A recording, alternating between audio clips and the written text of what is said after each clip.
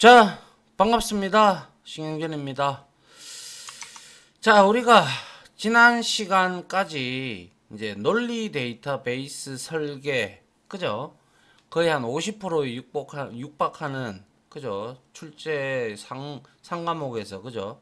거기에서 섹션이 15개가 있었고, 우리가 섹션 8까지 해가지고, 파트 1은 마쳤고, 이번에는 이제 나머지 섹션 09부터 섹션 15까지 다루도록 한다라고 말씀을 드렸습니다. 자, 그래서 보시면 역시 아직까지 여기 파트 1에 있고요. 그죠? 예, 49.72% 나오고 있고, 그 다음에 이와 같이 우리가 이렇게 파트 1에서 했던 게 요거예요. 그죠? 맞습니까? 그 다음에 파트 2부터는 이제 섹션 08부터 시작해서 관계형 데이터 모델부터 시작을 해서 우리가 섹션 09군요. 잠시만요. 섹션 09죠. 제가 실수했네요. 잠시만요, 여러분. 섹션 여기까지 했죠. 그리고 여기서부터죠. 죄송합니다.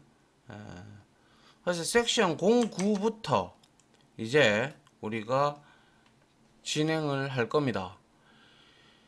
그래서 요렇게 할 거고요. 자, 이번 시간에 우리가 이제 해야 될 게 이제 바로 섹션 09 관계형 데이터베이스의 구조에 대해서 이제 우리가 공부를 할 건데요. 자, 역시 사전에 미리 말씀드리겠습니다. 여기에서는 기출문제가 무려 8문제가 지금까지 출제된 바 있어요. 중복 기출도 물론 있지만요. 그러니까 이 강의는 절대 넘어서면 절대 스킵하시면 안 돼요. 알겠죠? 들으셔야 됩니다. 분명히 말씀드렸습니다. 알겠죠? 자, 관계형 데이터베이스의 개요입니다. 관계형 데이터베이스 RDBMS죠. 그래서 우리가 이전에 RDBMS 이전에 우리가 배웠죠. 지난 파트에서 뭡니까? 계층적 모형, 계층적 데이터 모형, 망형, 네트워크 모형, 그죠? 뭐 네트워크 데이터 모델, 그리고 관계형 데이터베이스 모델이었어요. 그죠? 관계형 데이터 모델 RDBMS인데, 그리고 객체지향 데이터 모델이 있었는데, 아직까지는 우리가 관계형 데이터베이스 RDBMS를 많이 쓴다, 대세이다 라고 말씀을 드린 바 이미 있고 설명을 드린 바 있습니다. 그죠? 그래서 요거에 대해서 이제 알아보는데, 이제는 개체, 엔티티 이렇게 우리가 바라보는 시각에서 이제 관계형 데이터베이스의 모습으로 바라봐야 된다라는 거예요. 무슨 말인지 알겠죠? 용어도 달라요. 다른데 의미하는 것은 똑같아요. 그래서 의미하는 건 똑같고, 우리가 지금까지 배워왔던 것들을 그냥 이제 관계형 데이터베이스 용어를 잘 알아두셔야 돼요. 그게 시험에 많이 나와요. 알겠죠? 자, 1970년 이 관계형 데이터베이스는 1970년 IBM에 근무하던 코드라는 사람에 의해서 처음 제안이 되었고요. 코드, 그리고 관계형 데이터베이스를 구성하는 개체, 그죠? 엔티티, 그리고 관계, relationship, 이거는 개체와 개체의 관계를 의미한다고 했죠. 맞나요? 그리고 개체 안에 속성들 간의 관계를 또 relationship이라고 했고, relationship이라고 했고, 그죠? 또 하나의 그냥 있는 relation은 우리가 개체, 테이블로 이렇게 불리기도 한다라고 했죠. 관계형 데이터베이스에서는. 그래서 이런 것들을 모두 우리는 릴레이션이라는, 그쵸? 원래는 이게 우리가 관계형 데이터베이스에서는 이제 현업에서는 테이블이라는 표현을 많이 쓰고, 그리고 어떠한 여러분들이 데이터베이스 DBMS를 쓰게 되면 create table 이런 용어를 많이 써요. 그 명령어로. 그렇기 때문에 여기에서 관계형 데이터베이스에서는 모두 relation이라는, 그러니까 개체죠. 이게 테이블이죠. 그죠? 그래서 relation이라는 표로 표현한다라는 말, 요게 지금 이제 relation이 나오는 거죠. 이거는 관계형 데이터베이스의 용어예요. 그래서 실질적으로 relation이나 뭐 이런 것들 전부 다 그렇게 볼 수가 있다라는 거죠. 알겠죠? 그래서 relation에는 말씀드린 바대로 개체를 표현하는 개체 릴레이션, 한마디로 말하면 이게 테이블이에요. 테이블 알겠죠? 2차원적인 표, 그죠? 그리고 관계를 나타내는 관계 릴레이션으로 구분을 할 수가 있다. 그러니까 그냥 테이블 하나 있어요. 그죠? 이거는 그냥 개체 릴레이션이에요. 그런데 이렇게 해서 우리가 앞에서 배웠듯이 PK가 여기 있고 여기에 PK가 있고 여기에 FK가 있다. 예를 들어. 그러면 이렇게 엮인다. 조인이 된다. 혹은 중간에 속성, 관계를 나타내는 놈이 있다면 이거의 관계를 이렇게 나타내죠, 얘가. 근데 통상적으로 이것보다는 이게 낫다라고 효율성이 좋다라고 말씀을 드렸고, 그래서 이렇게 돼 있으면 뭐예요? 관계 릴레이션이라고 하는 거예요. 그래서 이러한 용어들을 여러분들이 헷갈리지 않도록 해야 된다라는 것이죠. 그래서 이렇게 관계형 데이터베이스의 장점은 간결하고 보기 편리하며 다른 데이터베이스로의 변환이 매우 용이하다. 이게 무슨 뜻이냐? 우리가 이렇게 여기 테이블 안에 들어가 있는, 그죠? 개체 릴레이션 안에 들어가 있는 데이터를 엑셀로 추출도 가능하고, 그리고 그 엑셀 추출된 것을 뭐 우리가 제이슨 형태든 뭐든 XML 형태든 변환해서 통신할 때도 쓸 수 있고, 아니면 우리가 또 다른 오라클 DB가 아닌 MySQL DB로 만약에 하겠다.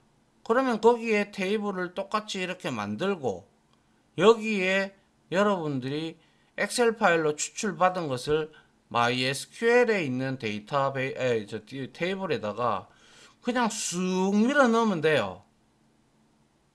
아시겠죠? 그래서 이렇게 다른 데이터베이스로의 변환이 용이하다라는 거예요.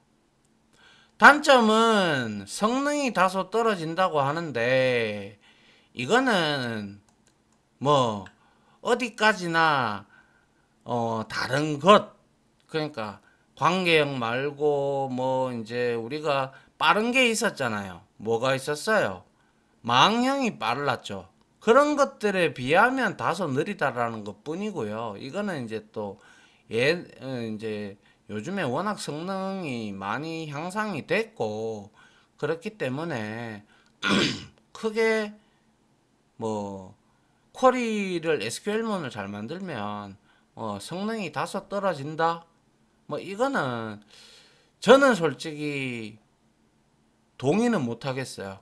그래서 근데 초창기에 나왔을 때 이제 원론적으로 보면 이렇게 엮어야 되니까 이런 관계가 들어가고 엮고 그리고 뭐 연산을 하다 보니까 좀 다른 거에 비해서 다소 떨어진다라고 얘기를 하는데 실질적으로 그렇게 떨어지는 거는 아니에요. 그런데 시험을 칠 때는 여러분들 관계형 데이터베이스에 대해서 특징을 설명을 할 때는 여기에서 특징 중에서 단점은 성능이 다소 떨어진다라고 얘기라고 나오면 이거는 맞다라고 생각을 하세요. 알겠죠?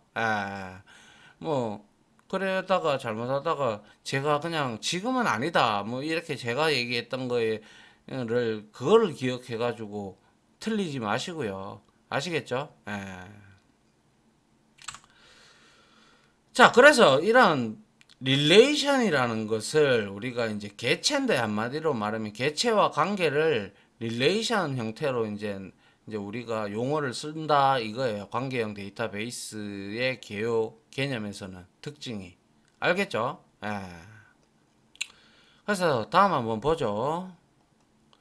자, 릴레이션은 한마디로 말해서 개체 릴레이션이든 뭡니까? 관계 릴레이션이든 다 포함하는 말이니까 얘는 지금 현재 표의 형태로 나타낸 구조니까 이거는 개체 릴레이션이 되겠죠.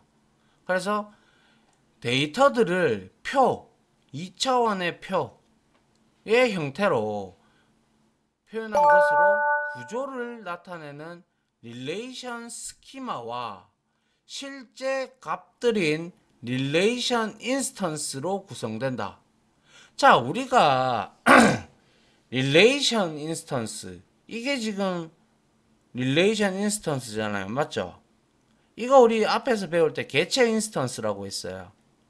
기억나시죠? 그리고 제가 이거를 튜플이라고도 했고 레코드라고도 했고 그죠? 예. 그래서 학생이라는 원래 개체인데 관계형 데이터베이스에서는 이거를 릴레이션이다 라고 하는 거예요. 알겠죠? 예. 그래서 여기 보면 학번, 이름, 학년, 신장, 학과 이런 것들은 전부 다 속성이죠. 어트리뷰트예요. 컬럼이라고도 했죠, 제가. 그죠? 컬럼이라고도 했고 뭡니까? 저 뭐죠? 갑자기 기억이 안 나. 예, 아무튼 그리고 스키마라고도 우리가 이제 릴레이션 스키마라고도 해요. 개체 스키마. 스키마가 뭐였죠? 제가 스키마는 여기에 제가 안 적어놨군요. 스키마는 뭐냐면 이제 명세를 잡아놓은 거잖아요. 그러니까 제약 조건이나 여러 가지 등에서 우리가 스키마라는 것은 데이터베이스의 구조와 제약 조건에 대한 전반적인 명세를 기술한 그러한 것들을 우리가 스키마라고 했죠. 그래서 여튼 중요한 것은 이런 것들이 튜플이단 말이에요. 맞죠? 레코드라고도 하고 로우라고도 한다고 했어요. 그리고 개체 인스턴스 다른 말로 관계형 데이터베이스에서는 릴레이션 인스턴스라고 한다. 그래서 이러한 스키마, 릴레이션 스키마와 그죠? 어떻게 보면 속성이죠. 속성과 그리고 이런 것들 다 합쳐서 또 릴레이션이라고도 이거 자체가 학생 릴레이션이니까 학생 테이블이니까 그죠? 자, 그리고 도메인이라는 말이 나오죠. 이 도메인이라는 말은 뭔가요? 우리가 앞에서 배웠죠. 도메인이라는 것은 여기에 들어갈 수 있는 값의 집합이에요. 지금 여기서 보니까 1에서부터 4까지 들어가 있는 걸로 봐서 여기서는 1에서부터 4까지의 집합 혹은 범위가 우리는 도메인이라고 배웠습니다. 그쵸? 예, 그래서 자, 그래서 이 이제 하나하나씩 이렇게 나온 것들을 우리가 이제 살펴보자고요. 자, 튜플 제가 몇 번이고 강조를 드렸습니다. 자, 튜플은 릴레이션을 구성하는 즉 개체를 구성하는 각각의 행, 로우를 의미를 하죠. 그러니까 요거 하나가 튜플이라는 거예요. 그리고 튜플의 속성은 튜플은 속성의 모임으로 구성되죠. 그죠? 속성의 모임으로 이렇게 구성이 된단 말이에요. 튜플은. 그리고 파일 구조에서는 레코드와 같은 의미다. 제가 말씀드렸잖아요. 그죠? 튜플, 레코드, 로우 다 동일한 말이라고. 그죠? 그리고 튜플의 수 몇 개예요 지금? 4개죠. 이거를 우리가 카디널러티라고 합니다. 요 카디널러티라는 거 기억을 하셔야 됩니다. 이거 앞에서도 나왔었죠. 그래서 카디널러티 또는 기수도 앞에서 나왔고요. 대응수라고도 합니다. 그래서 여기서 제가 좀 중요한 것들을 좀 적어놨는데요. 여기서 제가 말씀드리고자 계속 강조드리는 것은 관계형 데이터베이스에서 릴레이션을 구성하는 용어들은 매우 중요하다 이거예요. 이런 것들 릴레이션, 인스턴스, 튜플, 속성, 도메인 이런 것들 알겠죠? 그래서 용어, 동일한 요소에 대해서 앞서 우리가 사용했던 게 개체였죠. 엔터티. 개체에서 사용했던 것과 다르게 부르고 있죠. 개체가 아니라 릴레이션이라고 불러요. 그것도 개체 릴레이션이라고. 왜 이렇게 다를까요?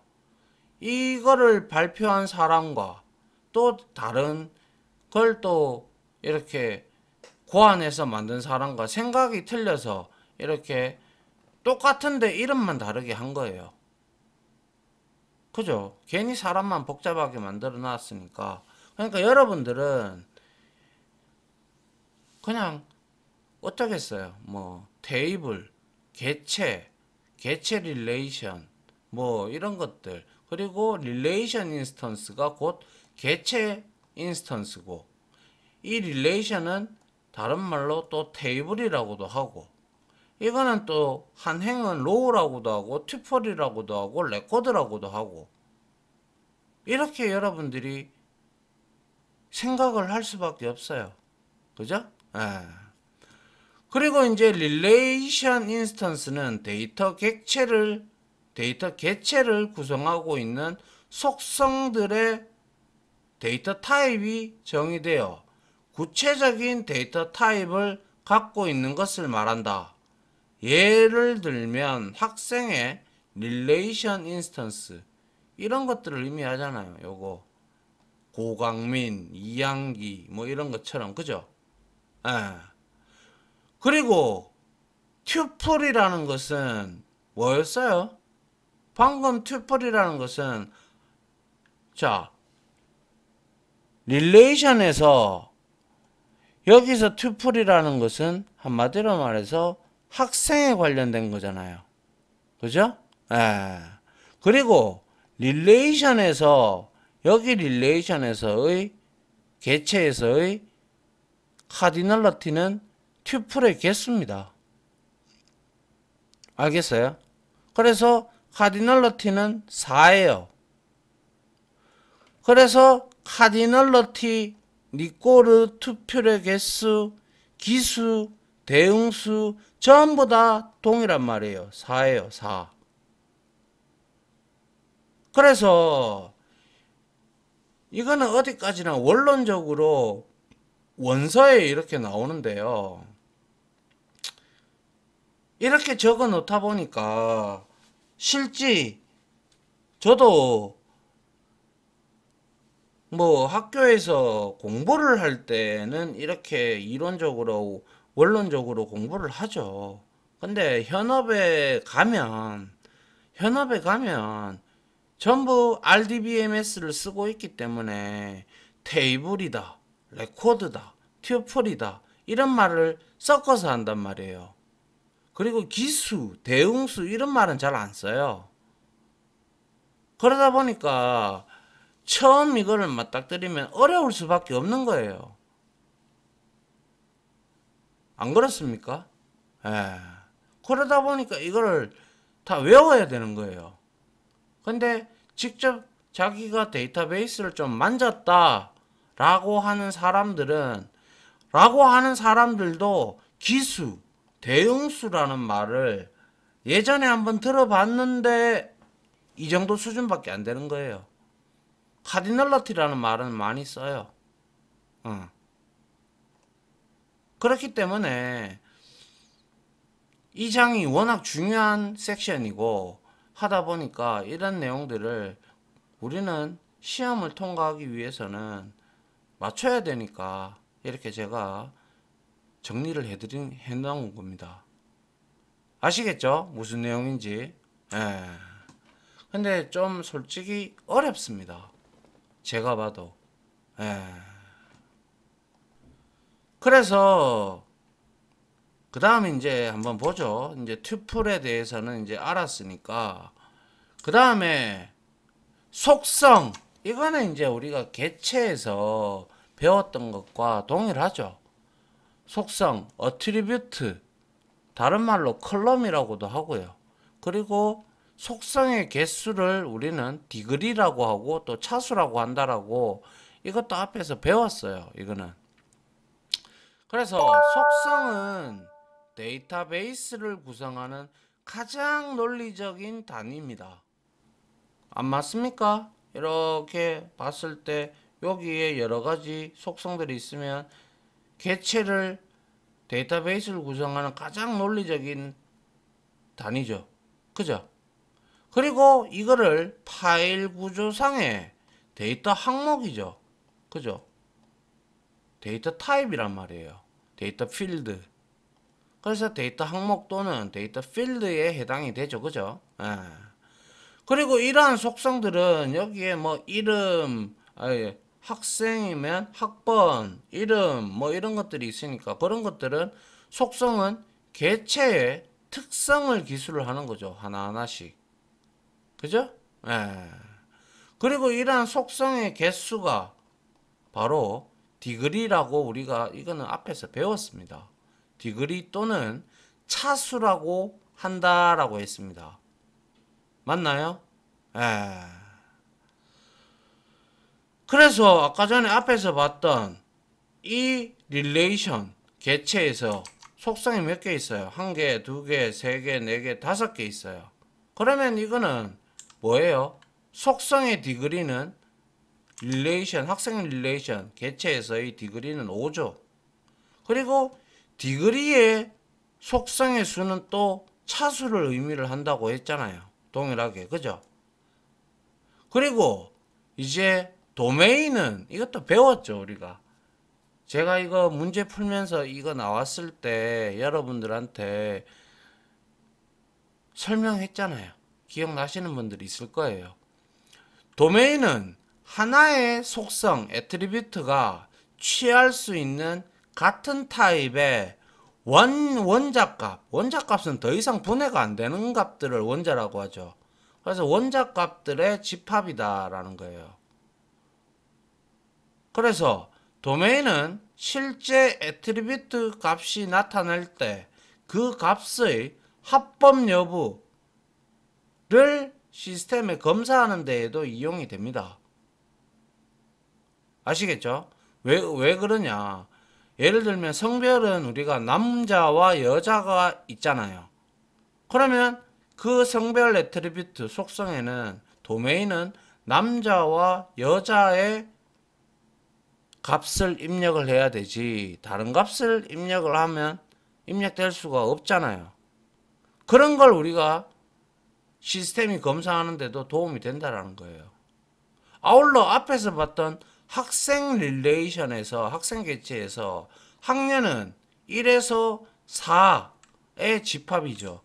보시면 1이 최소값이고 4가 최대값이니까 여기까지만 봤을 때는 1에서부터 4 사이예요. 맞죠? 최소값, 최대값. 범위잖아요.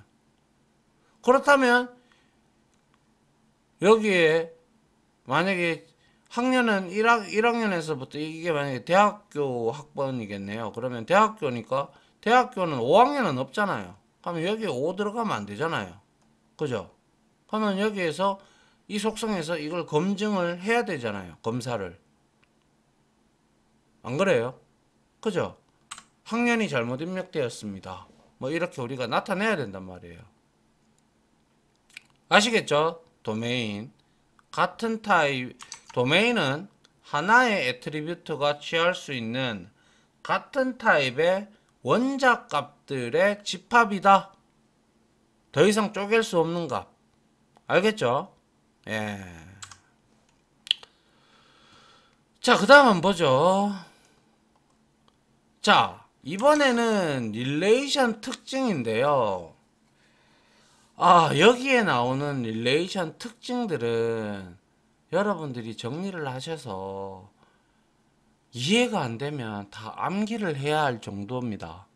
그 정도로 중요하다라는 뜻이고, 너무나 시험에 빈번하게 나오기 때문에 우리가 반드시 이 부분은 점수를 얻고 가야 돼요. 자, 한 릴레이션에서 똑같은 튜플이 포함될 수 있나요? 데이터의 중복을 막아야 되잖아요. 그럼 PK가 있잖아요.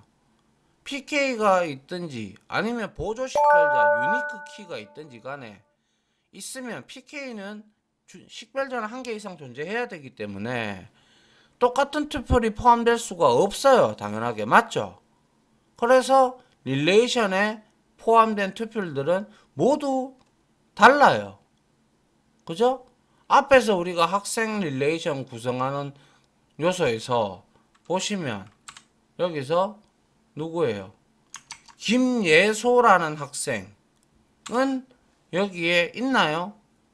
없죠? 물론 속성에서 이게 PK가 아니라면 이게 PK 확률이 높아요. 그러면 동명이인이 나올 수는 있어요. 맞죠?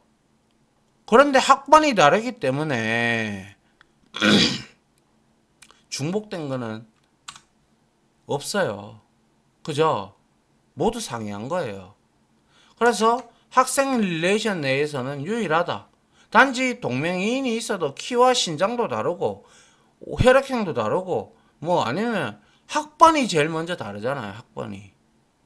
그죠? 예. 그리고 두 번째로 한 릴레이션에 포함된 튜플 사이에는 순서가 없어요. 이거는 여러분들이 자 우리가 실질적으로 데이터베이스에서 테이블을 이렇게 하나 만들어요. 그쵸? 만들면 이렇게 만들었어요. 그러면 이거를 내가 만약에 PK로 지정을 하잖아요. 지정을 하면 이게 우리가 인서트를 통해 가지고 명령문을 통해 가지고 이 데이터의 타입에 맞게끔 데이터를 여기다가 레코드 튜플을 입력을 하잖아요. 릴레이션 인스턴스를 입력을 하면 PK가 존재하잖아요. PK가 존재하게 되면 들어오는 삽입되는 순서대로 해서 이게 PK가 만약에 숫자 값이야 혹은 문자 값이야 그런 것들에 따라서 오름차순 정렬이 자동으로 됩니다. PK가 있으면. 그런데 그렇기 때문에 튜플 사이에 순서가 없어요. 근데 튜플 사이에 순서가 없게끔 없다라는 것은 우리가 아무리 내가 만약에 여기에 뭐 3, 뭐 그리고 뭐 여기에 시능력, 뭐 그리고 여기에 뭐 어디 컴퓨터 공학 이렇게 해서 내가 얘를 먼저 삽입을 해도 여기에 이렇게 들어갔단 말이에요. 그 다음에 삽입을 할 때 1, 하면 이 DB 엔진이 PK에 따라서 1, 3으로 이렇게 3, 1로 분명히 3을 먼저 넣었지만 1이 먼저 올라와요. 근데 만약에 이 PK를 지정하지 않았으면 얘네들은 저장한 순서대로 들어갑니다. 근데 PK는 없으면 안 되잖아요. 꼭 필요한 요소예요.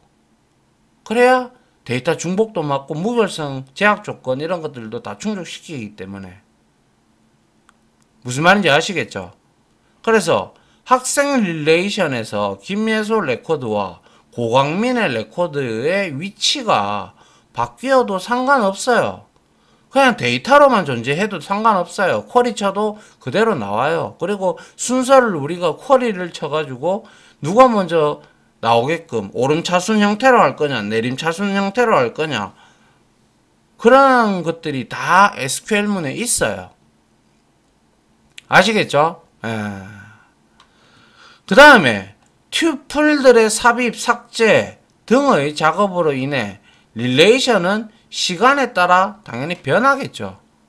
삭제는 웬만하면 제가 레코드 같은 경우 이런 로 데이터 같은 경우는 삭제는 하지 말라고 말씀을 항상 드리죠. 삽입이나 수정이 일어나게 되면 당연히 릴레이션에 있는 개체들, 개체 인스턴스, 릴레이션 인스턴스가 추가가 되니까 튜플들이 삽입이 되면 당연히 릴레이션은 카디널러티도 바뀌고 다 바뀌잖아요. 그죠? 그래서 학생 릴레이션에 새로운 학생의 레코드를 삽입하거나 기존 학생의 레코드를 삭제를 하면 카디널러티가 줄어들겠죠. 기수, 대응수도 줄어들 거고. 그죠? 테이블의 내용면이나 크기면에서 변하게 되죠. 그러니까는 곰곰이 생각해 보면 당연한 얘기예요. 그죠? 그리고 릴레이션 스키마 속성이었죠. 그죠? 구성하는 속성들 간의 순서는 중요하지 않다라는 거예요. 학번, 이름 등의 속성을 나열하는 순서가 이름, 학번 순으로 바뀌어도 데이터를 처리하는 데는 아무런 영향을 미치지 않아요. 왠 줄 알아요? 우리가 셀렉트 구문을 이용해서 조회를 할 때 뭐 전체 다를 가져오라고 하면 아스타리크예요. 그런데 우리가 이 아스타리크를 거의 쓸 일은 뭐 처음에는 우리가 쓰는데 이제 우리가 특정 데이터를 추출할 때는 이 여기에 레코드 이 속성에는 속성명이 있잖아요. 그 속성명을 select 뭐뭐뭐의 속성 from 해서 학생이니까 학생 테이블로부터 속성을 가지고 오세요 이렇게 되는 거예요. 그렇기 때문에 이 순서는 별로 큰 의미가 없어요. 근데 대다수 관례적으로 PK를 제일 먼저 선언을 해주는 게 가장 좋고 FK를 제일 마지막으로 선언해 주는 게 어떻게 보면 관례예요. 관례.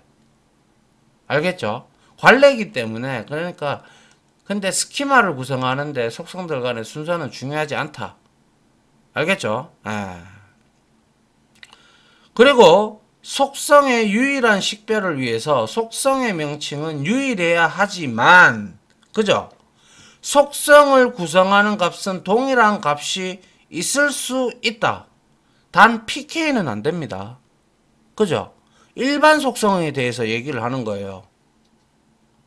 아까 전에 김예소라는 학생이 있으면 동명이인이 있을 수 있듯이 자, 예를 들면 각 학생의 학년을 기술하는 속성인 학년은 다른 속성들과 구분되어 유일해야 하지만 학년 내에서의 값 속성에는 21, 24, 뭐 2학년이 2명 있을 수 있고 2학년이 5명일 수도 있잖아요. 입력된 것처럼 동일한 값이 있을 수 있어요. 근데 PK는 절대로 그러면 안 돼요. 아시겠죠? 그 다음은 보죠. 이어서 계속인데요. 자, 릴레이션을 구성하는 튜플을 유일하게 식별하기 위해 속성들의 부분 집합 이게 하나가 될 단일 속성이 단일 식별자가 될 수도 있고 복합 식별자가 될 수도 있다고 했잖아요. 그래서 속성의 부분 집합을 우리는 이제 키로 설정을 할 수가 있어요. 그게 바로 PK죠, PK. 그래서 통상 단일 식별자이면 가장 좋으나 제가 말씀드렸다시피 2개의 속성 혹은 3개의 속성까지 합쳐서 PK로 설정할 수도 있어요. 그때 생산 뭐 12월 1일 어쩌고 저쩌고 제가 얘기했던 거 있잖아요. 그죠? 그래서 예를 들면 릴레이션에서는 학번이나 이름, 이 튜플을 구분하는 가장 유일한 값인 키가 될 수 있다. 아니죠. 저기 앞에서 봤던 학생에서는 이름이 동일한 게 없었기에 가능했죠. 가능하다라는 뜻인데, 통상적으로 학번만 우리는 원소값이죠. 원자값. 더 이상 쪼갤 수 없단 말이에요. 그죠? 예. 그래서 이름은 동명이인이 나올 수 있기 때문에 PK로 보면 저 방금 앞에서 봤던 예제 그 표, 그걸로 봤을 때는 충분히 가능하겠죠. 4개의 인스턴스, 릴레이션 인스턴스, 튜플이 있으니까. 거기에서는 가능할지 모르겠으나 실질적으로 저 학생 탭을 쓴다면 학번 하나 가지고만 PK를 줘야 됩니다. 그쵸? 예. 자, 그리고 아울러 속성의 값은 논리적으로 더 이상 쪼갤 수 없는 원자값만 저장을 한다. 당연하죠. 그죠? 맞잖아요. 학년에 저장된 1, 2, 4 이걸 더 이상 뭐 어떻게 쪼개요? 뭐 1.1학년이 있나요? 1.2학년이 있나요? 없잖아요. 그리고 학번도 1111이 있으면 이걸 쪼갤 수 있어요? 못 쪼개죠. 에. 그래서 지금 방금 제가 설명드렸던 6개만 아니 7개죠. 하나, 둘, 셋, 넷, 다섯, 7개. 이 릴레이션의 특징 정리하셔서 반드시 한 문제 이상이라도 여기서 8문제, 9문제가 기출이 됐다고 했는데 반타작은 하기 위해서 이거라도 우리는 외워야 될 거 아니에요. 그죠? 그래서 이러한 릴레이션 특징 굉장히 중요합니다. 그리고 속성, 그리고 뭐 도메인이 뭔지, 그리고 릴레이션의 구조, 이렇게 관계형 데이터베이스에서의 개체를 릴레이션이라고 부른다. 개체 릴레이션과 관계 릴레이션으로 갈린다. 그죠? 예. 그리고 이러한 튜플의 수를 카디널러티 또는 기수, 대응수. 튜플은 각각의 행, 같은 말로 릴레이션 인스턴스, 하나의 릴레이션 인스턴스하고 똑같은 말, 뭐 이런 것들. 그리고 관계형 데이터베이스의 특징들을 여러분들이 정리를 하셔야 됩니다. 아시겠죠? 이렇게 하셔야 여기서 최소 반타작 이상은 할 수 있겠죠. 그죠? 예. 그래서 해보신 분들은 다 이해를 해요. 근데 해보지 못하신 분들은, 데이터베이스가 처음이신 분들은 어려울 수밖에 없어요. 한국말로 얘기하는데 무슨 말 하는지를 몰라. 그게 문제인 거죠. 그러니까 어쩔 수 없이 비전공자들이나 전공자들 중에서도 공부를 안 한 사람들이 있다면 이 부분은 암기를 하셔야 한다. 이렇게 제가 강조를 드리고 싶습니다. 알겠죠? 예. 자, 이렇게 해서 섹션 09 관계형 데이터베이스의 구조에 대해서 디테일하게 살펴봤고요. 다음 시간에 기출된 문제들과 뭐 출제 예상 문제들 있으면 좀 가지고 와서 좀 풀어보도록 하겠습니다. 여기서 강의 마무리하도록 하겠습니다. 다들 고생하셨습니다. 감사합니다.